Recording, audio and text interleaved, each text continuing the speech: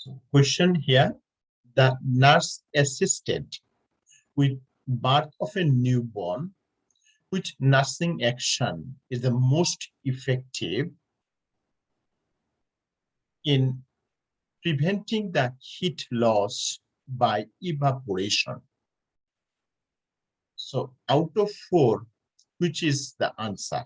Number 1, warming the crib bed or closing the door to the room. And number 3, drying the infant with a warm blanket. And number 4, turning the overheat radiate warmer. So correct answer, we can make dry to the infant with a warm blanket. This we suggest the answer. Why? What are the rationale? Evaporation of moisture from a wet body, particularly when babies got wet, we have to make them dry or heat alone with the moisture, and keeping the newborn dry by drying the wet newborn at the bath and prevent the hypothermia via evaporations. Hypothermia can cause conduction occur when the newborn is on a cold surface, such as a cold bed or mattress, and heat from the newborn body is transmitted to the colder object, or warming the crib bed and assist in preventing hypothermia by conduction. Also, convection occurs as air moves across the newborn skin from an open door and heat is transmitted to the air. So this is the reason and explanation why we choose number 3. Next question here.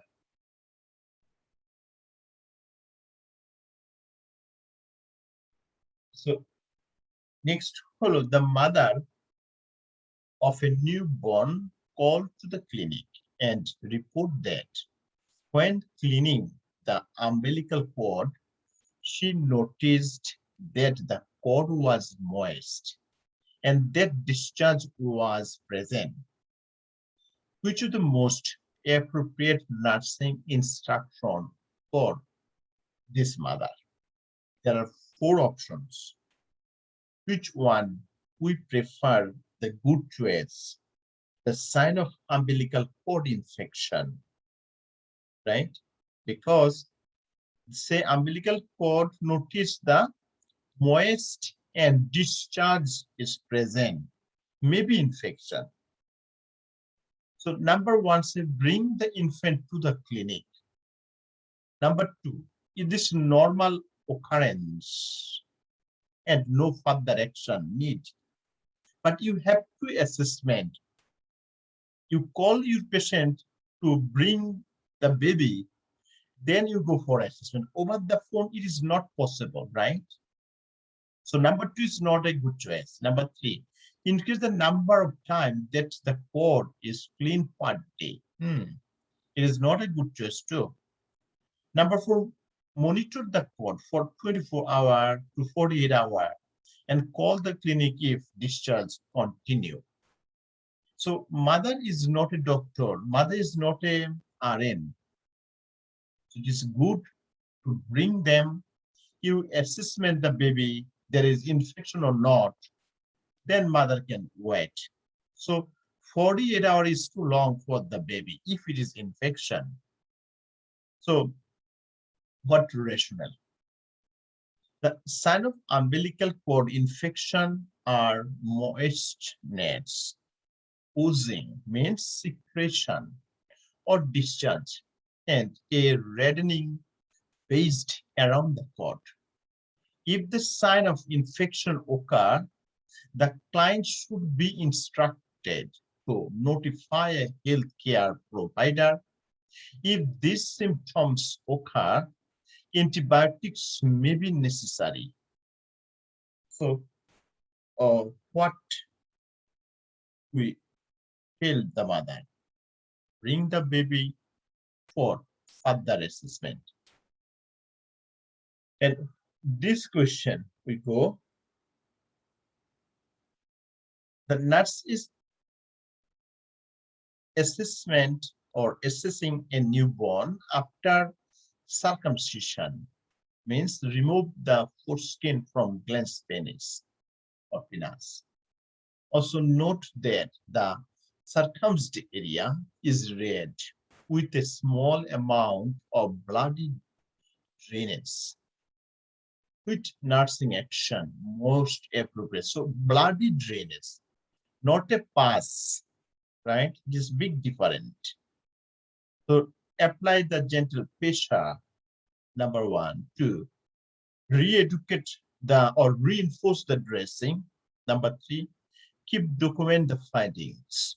And number 4, contact the healthcare provider.